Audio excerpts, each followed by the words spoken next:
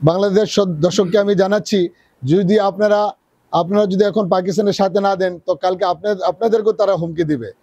আউযুবিল্লাহি মিনাশ শাইতানির রাজিম, বিসমিল্লাহির রহমানির রহিম।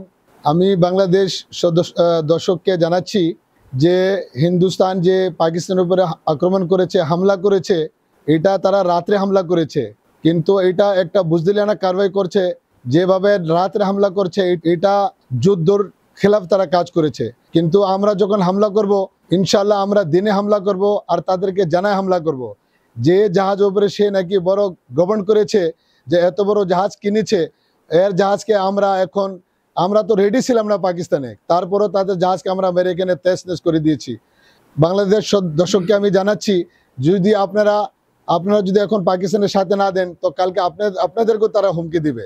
এই জন্যে আর ইন্ডিয়া যেভাবে হামলা করেছে পাকিস্তানে, এখানে অনেক ছোট ছোট ৩-৪ জন বাচ্চা শহীদ হয়েছে। কিন্তু আমরা এটার জবাব দিব ইন্ডিয়াকে, আর ইন্ডিয়াকে বলবো যে মোদি, তুমি যেভাবে হামলা করেছো কিন্তু তোমার এটার জবাব আমরা ইনশাল্লাহ পাকিস্তান থেকে দিব।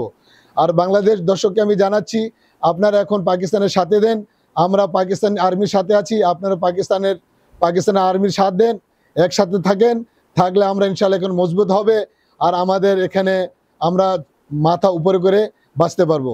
পাকিস্তান জিন্দাবাদ, পাক মুসলিম অ্যালায়েন্স দিওয়ান জিন্দাবাদ।